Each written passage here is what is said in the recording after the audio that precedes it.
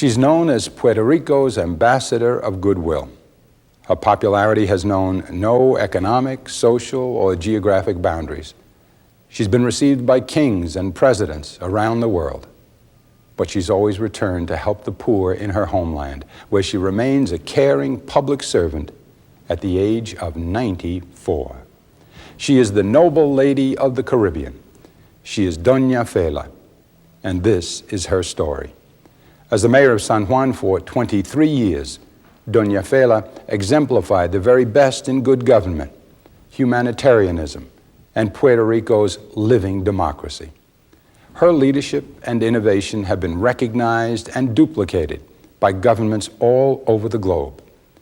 As we unveil her lifelong experiences, you will become engulfed in Puerto Rico's exciting political and cultural history. As governor of the state of New York, I'm proud to join with Puerto Rico's Governor Rafael Hernández Colón in offering this historic documentary to help educate future generations.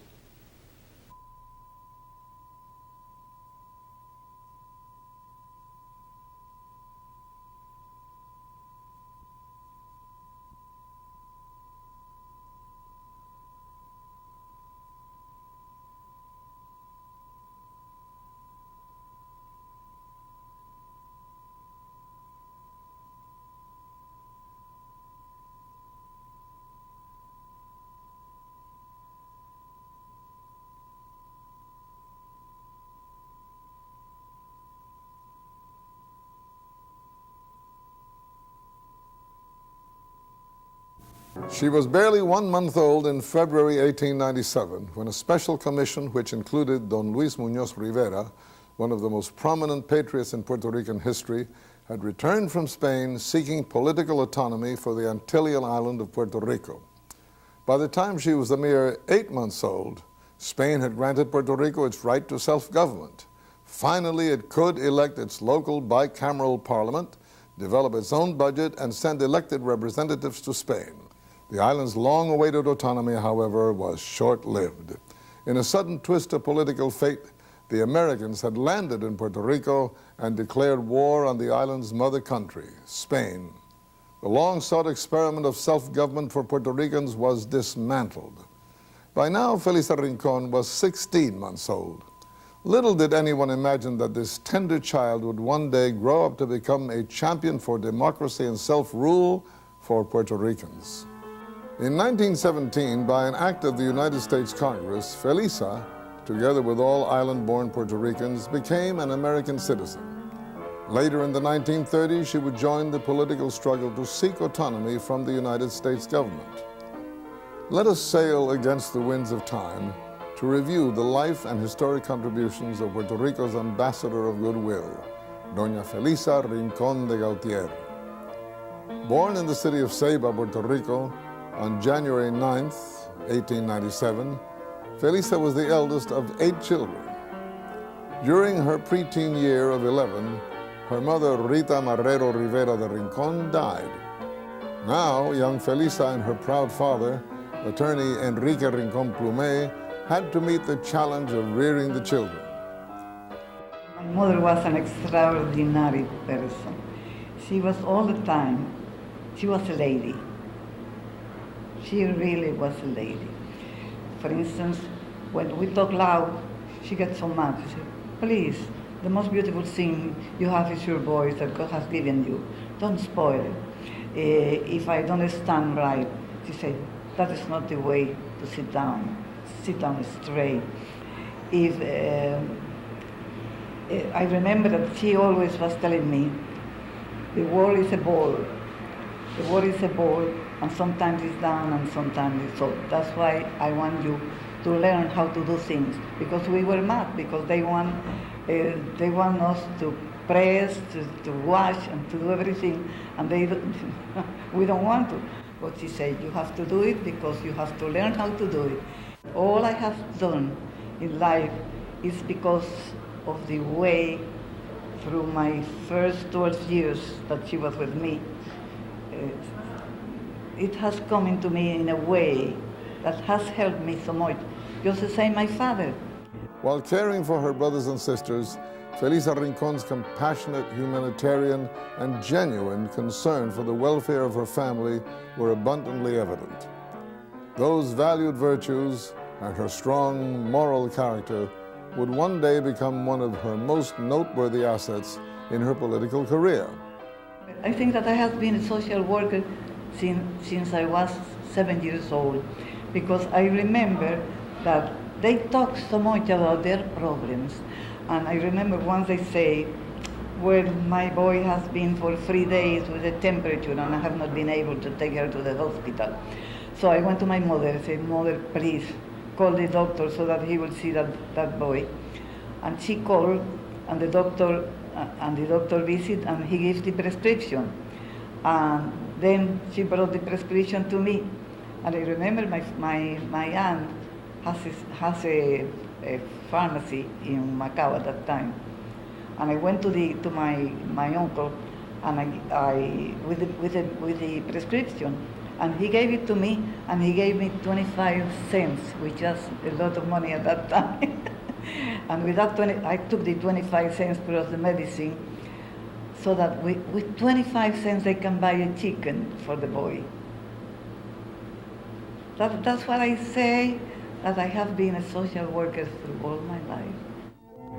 By 1925, her siblings were grown. Some had married or moved with other relatives. Free from her family obligations now, Felisa Rincon began to focus on the economic problems in Puerto Rico. Jobs were scarce and low pay. In her own way, she wanted to develop jobs in Puerto Rico. She decided to establish a dress factory where women could earn a decent wage. To that end, she traveled to New York City, where she could learn how to operate a business and to master the art of making both ready-made dresses and couture dress designing. In New York, Felisa worked as a seamstress in a fashionable Fifth Avenue establishment.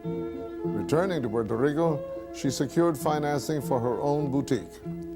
Her entrepreneurial experience, coupled with her expert managerial skills, proved to be very successful. Soon she diversified her investments and opened up another boutique and a flower shop. Well, I was planning to open a factory so that I would be able to provide jobs for the people. And I went to New York just to find out how they do things. I visited a place where Kiviat Fifth Avenue, which was a place where at that time $2,000 is a lot of money to pay for a dress. And they made dresses for $2,000, for $1,800, for $3,000. And I went there as a finisher. They pay me $18 a week. I was not there just to work. I was just looking for how they do things. So I visited the persons where the people where they do piecework, and I visited the persons that they do high class. And in the high class dresses, we work much better than they do. I started with very little money. My father gave me $500 plus the ticket for transportation. It was in the Cuamo, en el barco Cuamo, by boat. We traveled by boat at that time. And it took 4 days, and we leave it on Thursday, and on Monday, very early, we arrived. I have a friend who helped me, who was a buyer, Luis Arnold, and he helped me to do my buying. And with $500 that I took with me, I brought them back because I bought $5,000 COD. And it was unbelievable that as I do the buying, as I know which each package has, I opened the store with $500. And next day, I took out another package, and in the afternoon, I took another package. And in 6 days, I have taken out the $5,000 COD with $500. I was very successful. Let me explain you why. Because I was a dressmaker, and I know how what people like. So I was a good buyer. because I know what the people like. And I never fool people. When I say to a person, this is the dress that you should buy, you can be sure that that was the dress that she should buy. During the 30s, the women's suffrage movement had brought about historical changes in the United States election laws. Now, Puerto Rican women could also cast their votes in public elections. In 1932, Felisa Rincon de Gautier, who is now 35 years old and married, rushed to the polls to register to vote. She was the 5th person on the registration line. Yes, he was very old-fashioned, you know. He don't want me to register. But when I went, I say, Father, I want to register with the paper. I want to register. And he said, I say no. He said, Father, yes, I want to register. And he said, I say no. And he said, Father, yes, as long as I have the right, I have to use it. And he was surprised because this was the first time that I faced my father. Having the constitutional right to vote gave her a new sense of power and responsibility toward the disenfranchised. The day Felisa registered to vote, she was also appointed as a representative of the Liberal Party of Puerto Rico by its president, Don Antonio R. Barceló. Within 2 weeks, Felisa proved to be an arduous and worthy recruiter, and she was elevated to the executive committee of the party. With a successful private business, Felisa was now able to concentrate her efforts in helping to organize and provide services for the people of La Perla, the worst slum in Puerto Rico. In 1936, the Liberal Party was defeated in the general elections, and a parting of the ways ensued among its leadership. The debate of the time was the political status of Puerto Rico, but to Felisa, Don Luis Muñoz Marín, and others who had parted from the Liberal Party, that contention was a frivolous one and not as important as the need for feeding, sheltering, and providing leadership for the masses who were needlessly impoverished.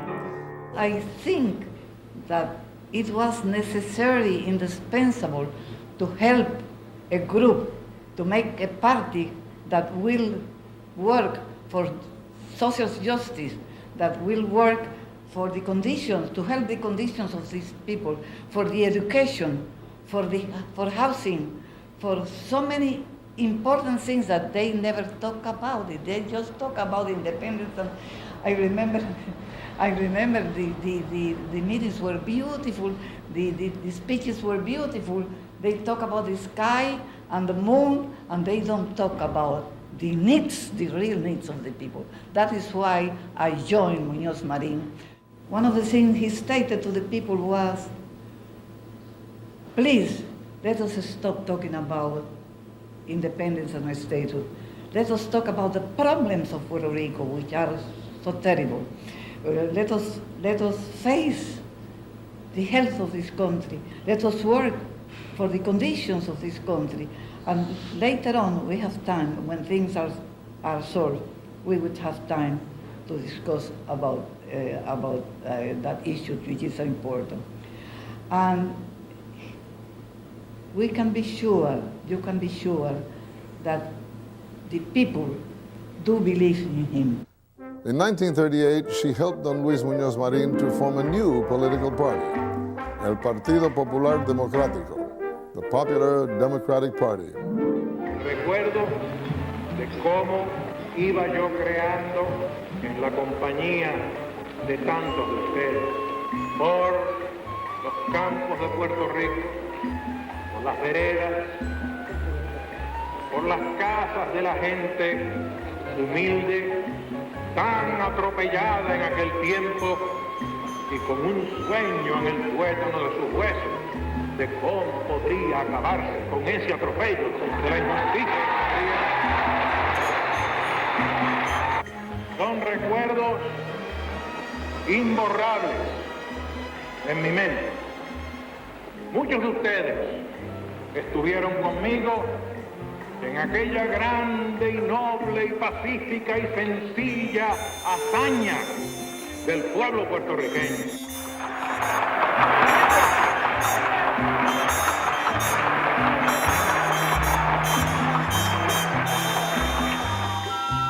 party's slogan was PAN, Tierra y Libertad, bread, land, and liberty.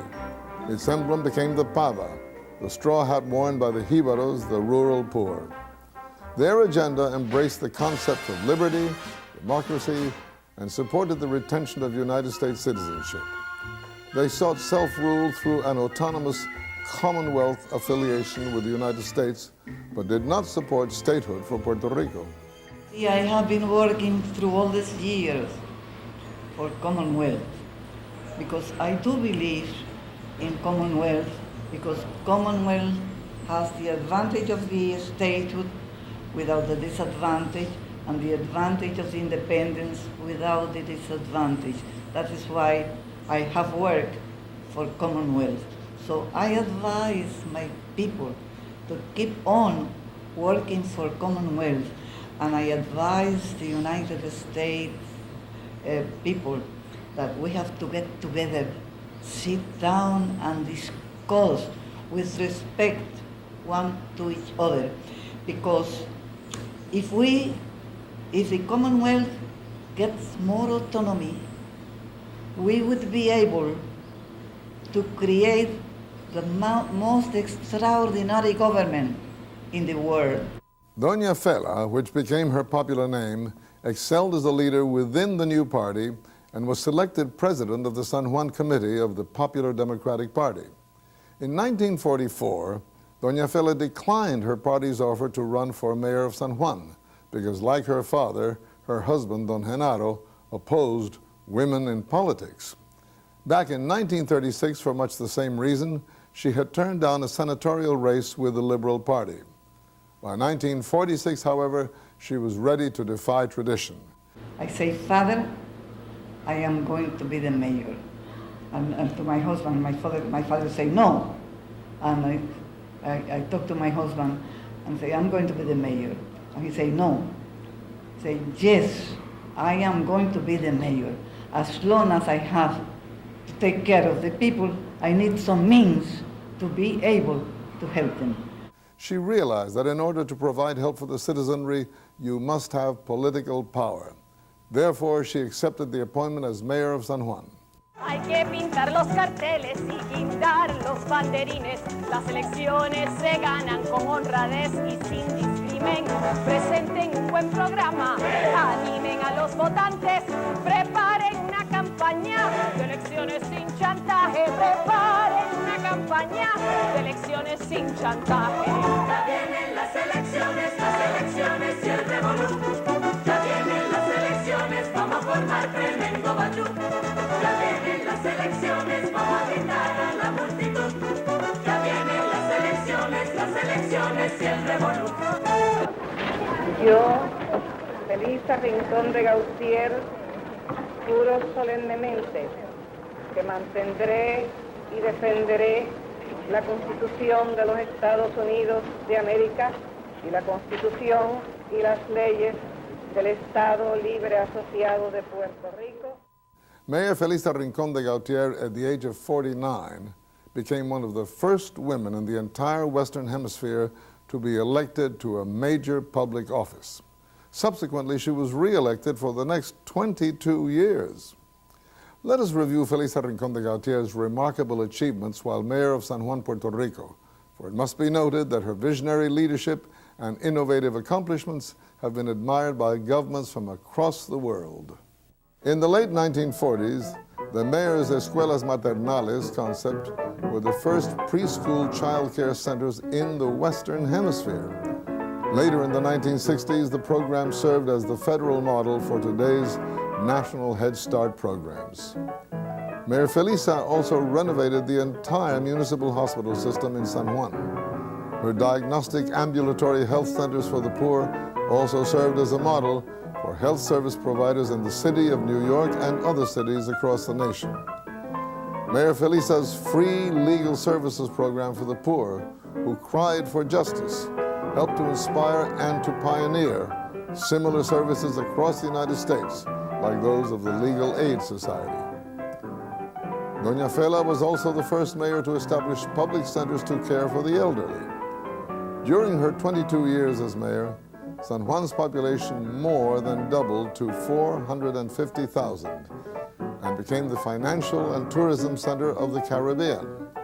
In 1959, the mayor's exemplary leadership in early conservation techniques secured for San Juan the All-American City Award, a prize given to San Juan as one of the model cities in the United States.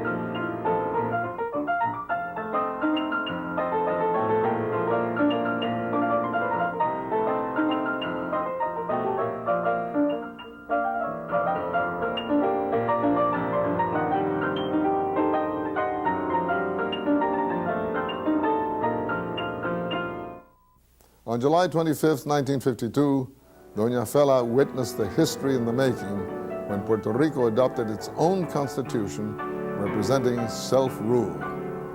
On that day, Governor Luis Muñoz Marín officially unfurled for the first time the flag of Puerto Rico. Es de todos los puertorriqueños esta bandera, de todos sin excepción.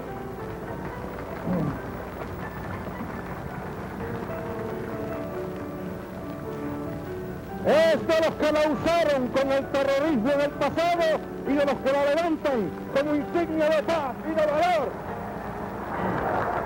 Con el hondo cariño de nuestra alma en la bandera que ahora voy a izar en nombre de todos los puertorriqueños.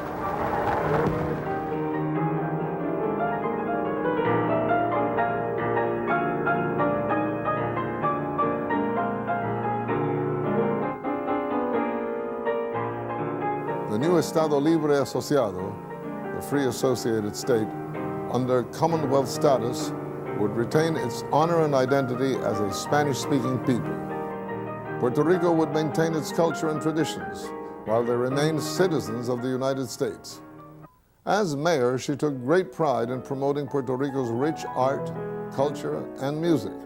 She loved to sing and was always captivated by the beautiful melody of compositions like Puerto Rico's own danza and the bolero.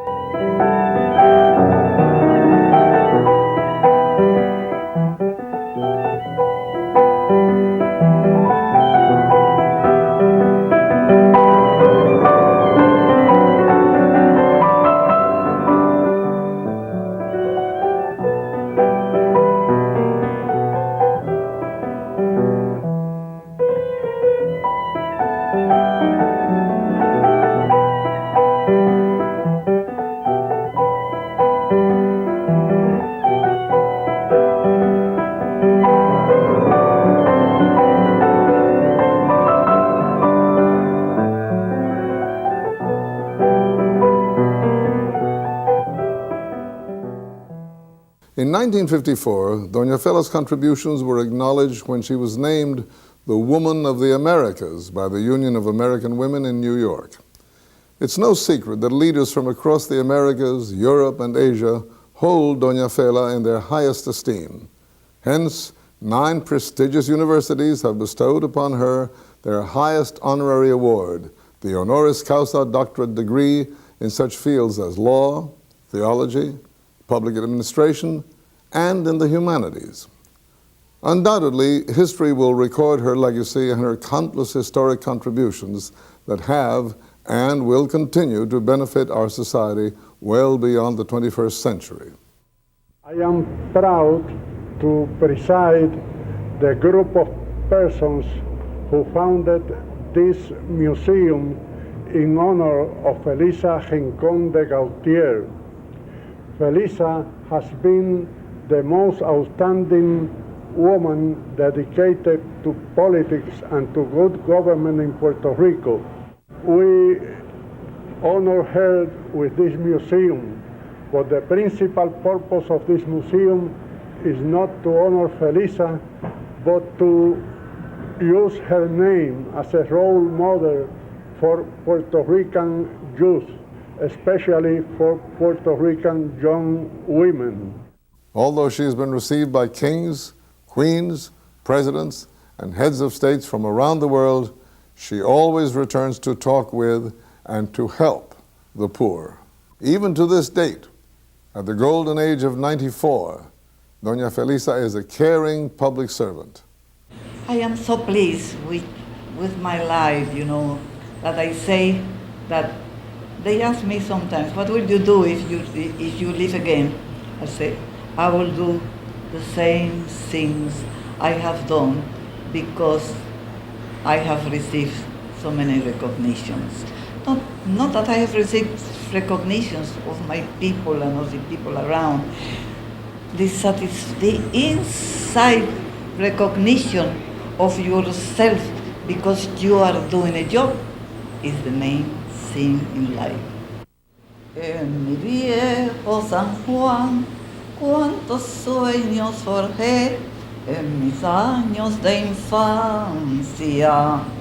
Mi primera ilusión y mis cuitas de amor son recuerdos del alma.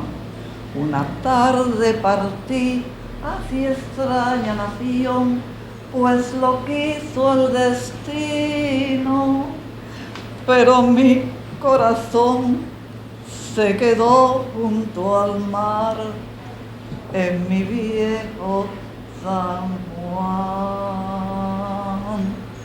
Adiós, adiós, adiós, Borinquen querida, reina de mi amor.